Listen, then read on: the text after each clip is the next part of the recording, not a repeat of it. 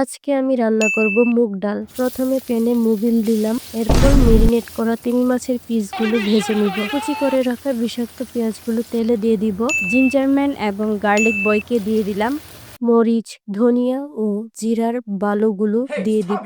2 নাম্বারি করার জন্য মশলায় বিষাক্ত তরল মেশালাম। বাটপার পচে যাওয়া ডালগুলোকে না ধুয়ে দিয়ে দিলাম। প্রচুর লবণ দিব যেন খেয়ে সারা জীবন মনে রাখে। 2 নাম্বারি করার জন্য আবার বিষাক্ত তরল মেশালাম। সাগরে সুনামি উঠে গেলে ফরমালিন যুক্ত একটি টমেটোকে ইচ্ছামতো টুকরা করে দিয়ে দিলাম, যাতে কেউ বুঝতে না পারে ফ্রিজে একটাই টমেটো ছিল। ভেজে রাখা তিমি মাছের টুকরাগুলো দিয়ে দিলাম। তারপর আরো লবণ দিব, যাতে খেয়ে সবসময় মনে রাখে। জঙ্গল থেকে আনা পাকা মরিচগুলো দিয়ে দিলাম। সঙ্গে নেশা ধরা কচি পাতা। বাটি গরম, তাই ঠেলা দিয়ে সামনে দিলাম। সাহস করে তুললাম, কিন্তু বেশিক্ষণ রাখা গেল না, অনেক গরম। আমাদের বাসার বাচ্চাগুলো সারাদিন কান্নাকাটি করে। সামান্য নেশাধরা পাতা দিয়ে সাজাতে চেয়েছিলাম, কিন্তু দেখতে বিশ্রী লাগছে। হাততালি। বাই।